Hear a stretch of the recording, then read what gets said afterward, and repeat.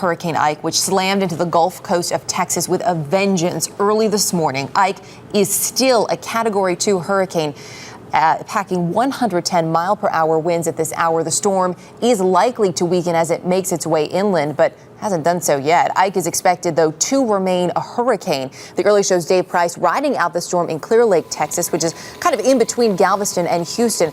Dave, how's it looking for you right now as the sun comes up? Well, it's just been an awful night, Erica. As we take a look, I'm going to put... we're just beginning to see first light here, and as you can see... Behind me was the marina. Somebody, the boats are gone, the piers are gone, heavy rain, where we are. The front is knocked out at this point, and of course the lobby is destroyed, and we're continuing to wait, again, for first light, begin to get a real damage assessment. The area was pitch black overnight, and the wind just belted this region from about 10 o'clock last night until the wee hours of this morning when we saw the eye roll through. Then we saw 25 to 35 mile per hour winds, and then it was more of the same. High winds, heavy rains, and major flooding throughout this area. It has been one tough go for the people of coastal Texas. It was 3:10 this morning when Hurricane Ike smashed into the Texas Gulf Coast with winds of 110 miles per hour. And now there are fears that as the storm rolls to the nation's fourth largest city, those same ferocious winds could shadow the windows of Houston's skyscrapers. There's significant wind and water damage throughout the region, but the full extent won't be known until after sunrise. As the storm continues to move on in, there are two major concerns here in Clear Lake. Number one is the surge. Number two is flying debris.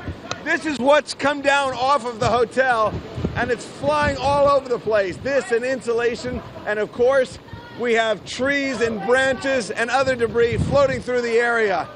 And again, keep in mind, we're still several hours from the strongest part of the storm making its way to this area. Ike is a monster storm almost the size of Texas, and because of its size and the shallow Texas Gulf waters, along with the fact that this area is particularly low-lying, the storm surge could be overwhelming. The massive amount of water that a big storm like Ike packs raises tides well above sea level, and then those fierce winds push against the ocean surface, creating an even larger tidal surge. And that, in Ike's case, could be 20 feet tall. 1 million coastal residents were ordered to evacuate, but authorities say there's the potential that tens of thousands stayed behind. Why leave? I should be right here at my house, so that's where I'm going to be at. Now, of course, search and rescue is going to begin as soon as first responders can get out. Overnight conditions were much too dangerous for most of those officials to make their way out into these communities. And those that stayed behind, as was mentioned before this storm, gambled with their lives. And, of course, we're learning this morning that some of those people lost that bed. Eric and Chris? It is so scary, Dave. You mentioned that the hotel where you're staying is actually full. Is it full with evacuees as well? And if so, where are they from?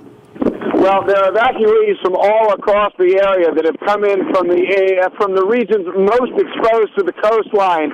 Then, of course, there's the news media, hotel people who stayed to make this really an ad hoc shelter for the area. NASA, of course, just around here. No doubt there's some people from there who have moved here.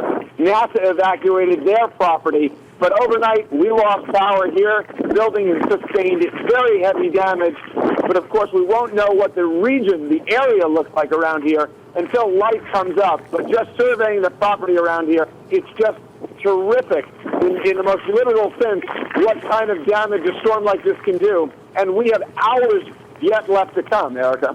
And there is going to be much damage to assess when that light does fully come up. Dave Price, thanks, and stay safe.